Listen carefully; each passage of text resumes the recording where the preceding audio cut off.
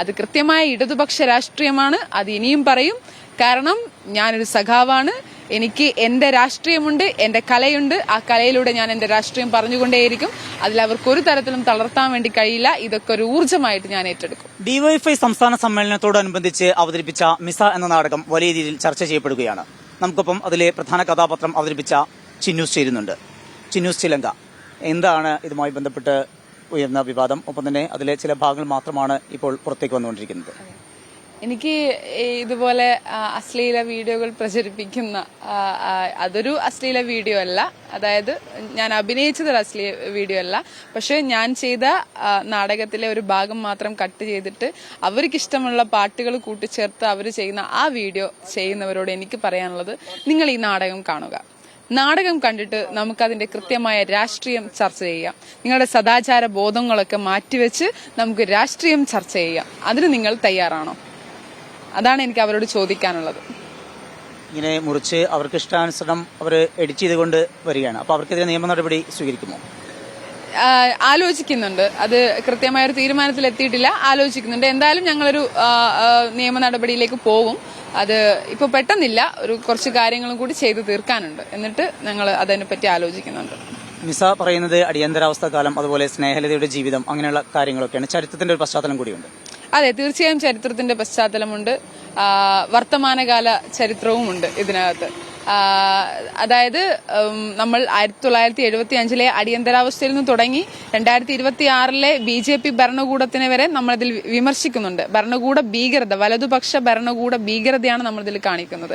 അത് ഇതിൽ നിങ്ങൾ മനസ്സിലാക്കേണ്ട ഒരു കാര്യം എന്ന് പറയുന്നത്, ഞാൻ സ്നേഹലത റെഡ്ഡിയുടെ കഥാപാത്രം മാത്രമല്ല ചെയ്യുന്നത്.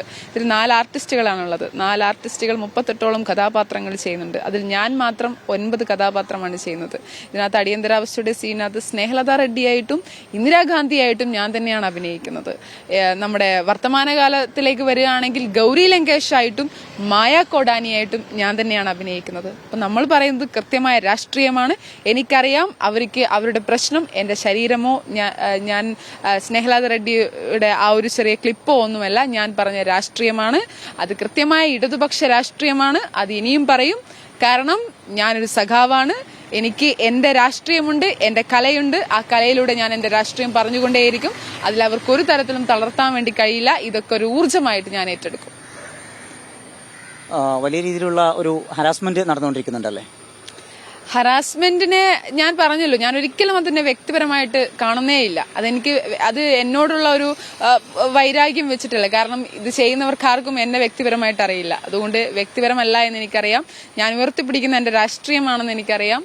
അതുകൊണ്ട് തന്നെ എനിക്ക് സന്തോഷമേ ഉള്ളൂ. ഞാൻ പറയുന്ന രാഷ്ട്രീയം കൃത്യമായി ആരിലേക്കാണോ എത്തേണ്ടത്, ആർക്കാണോ മുറിവേൽക്കേണ്ടത്, ആർക്കാണോ പൊള്ളേണ്ടത്, അത് അവർക്ക് കൃത്യമായി പൊള്ളുന്നുണ്ട്. അത് തന്നെയാണ് എനിക്ക് വേണ്ടതും. എനിക്ക് പൊതുജനങ്ങളോട് പറയാനുള്ളത്, ഈ നാടകത്തിന് കൂടുതൽ വേദികൾ ഒരുക്കുക, ഈ നാടകം കാണുക, രാഷ്ട്രീയം ചർച്ച ചെയ്യുക. നിങ്ങളുടെ അഭിപ്രായ വ്യത്യാസങ്ങൾ നിങ്ങൾക്ക് അവിടെ പറയാം.